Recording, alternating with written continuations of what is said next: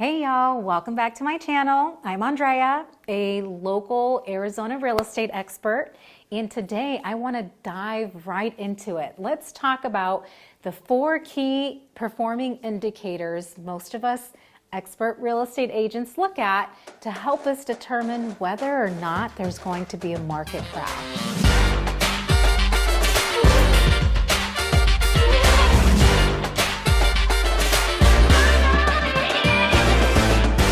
Number 1, the first key performing indicator that we look at is housing supply. We are in a true need of homes. Just to give you an idea, the housing market should have about 6 months worth of homes on any given day. That means it would take 6 months for all the homes to be sold and be completely depleted if there were no other homes on the market. Can you guess where we're at today? As of today, we have 3,200 homes on the market. Do the math. We are in a dire need of homes. And to put it to you differently, I mentioned the homes would stay on the market for 6 months. With 3,000 homes on the market, they are being depleted, completely sold in 1.9 months. Now let's take it back to pre-market crash, 2003 to 2006. We went from 5 months worth of inventory to 11 months worth of inventory in such short amount of time. Remember, 6 months is a balanced market. The problem was there was an oversupply that did not warrant price appreciation as quickly as it did because, number 2, the demand wasn't there. The second indicator, like I just said, is there is a true demand for homes. In the 2000s, early 2000s I should say, people were buying because the Jones next door were buying. There was truly that fear of missing out effect going on. And today, the largest purchasing group are millennials. They're actually in a position in their life where they're ready to buy, ready to grow, and start their family. So they're all coming in at once, including me because I'm a millennial, and looking to get into their first home. Coupled with a shortage of inventory, this is why you're seeing values increase substantially. A perfect example, I have a client who started looking for a home in December. And they were a little undecisive about what they wanted. Okay, keep in mind, this is December around the holidays when it's supposed to be slow. Well, the price of this home in December was right around $370,000. We started looking mid-February. Can you guess where the value of the home was because of the shortage? We were up to $420,000, from $370 to $420 in a matter of months. The demand truly is insane. In Arizona, we're experiencing 300 to about 340 people moving into our state any given day.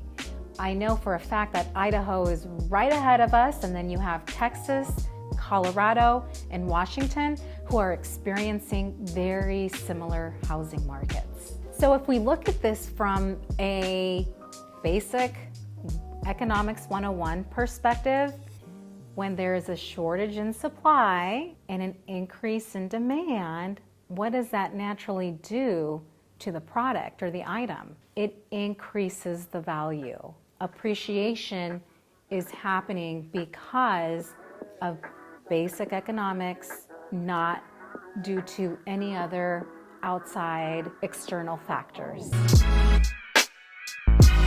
Key Key performance indicator number 3, equity. Back in the early 2000s, if you went to your lender and said, I want to cash out, refinance up to 115% of my home's non-existent equity, guess what you had in the bank within a matter of weeks? You had the $50, $60, potentially $70,000 that came from your home when the value truly wasn't there. The appreciation, the equity, the worth wasn't necessarily in the home. So that's why we saw an influx of short sales and foreclosures, because people were paying or attempting to pay their mortgage off when truly the home wasn't worth the particular end value.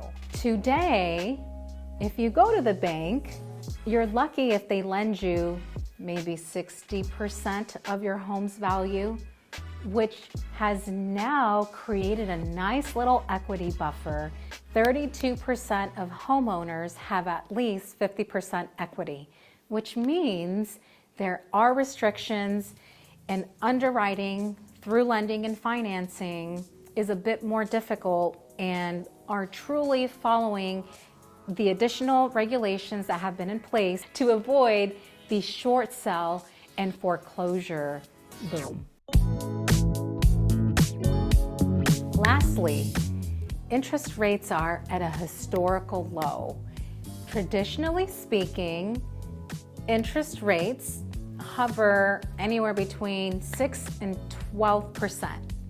Today, we're right around 2.25% to about 3.25%. Now they're going to start going up slightly, but we're still at historical lows. So keep in mind, every 1% interest rate increase loses you 10% buying power. So this is exactly why it's the perfect time to buy a home. My thoughts are, unless you want to pay more for your home, because again, firsthand, I've been through it with my client, and now they're kicking themselves in the butt saying, I should have just bought in December. It really is the perfect time to buy a home. Couple that with a lot of regulation in the financial and lending industry, and such a huge amount of demand and so many people moving into specifically Arizona, I really don't see there being a market crash anytime soon. Now again, I'm not a genie, I don't hold a bottle, and anything can happen. But the reality is there are so many factors that allude to a continued and healthy, steady market. Will appreciation slow down? Absolutely. Why? Because as I had mentioned, interest rates are going to start increasing, and it will push out all those first-time home buyers, which means there will be less competition. So if you're a seller, now is the perfect time to sell. Reason being is as soon as those interest rates go up, we're going to push out all those additional home buyers, which means there will be less competition. So as a result, the offers will not be as strong, they won't be as competitive.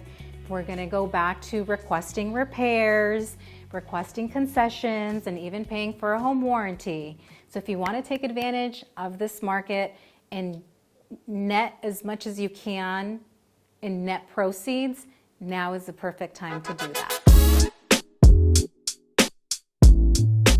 You know, aside from that, there's, like I had mentioned, there's no predatory lending anymore. You don't have bank statement loans anymore. You don't have variable interest rates or loans anymore.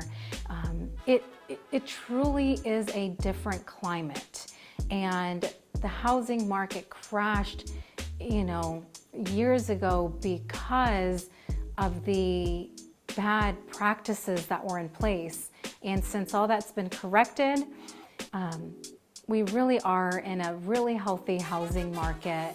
So I definitely encourage that you really think about, buying or selling, because there really is no better time to do that. Hopefully this was helpful for you. My goal is that it potentially gave you the answers that you were looking for to help you decide whether or not you should sell or buy at this time.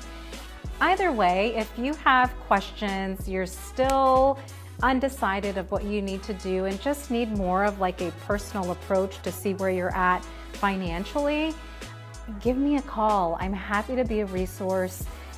Email me. My information is in the description of this video. And if you like this video, don't forget to subscribe, but most importantly, hit that bell to receive a notification once I've posted a new video for you.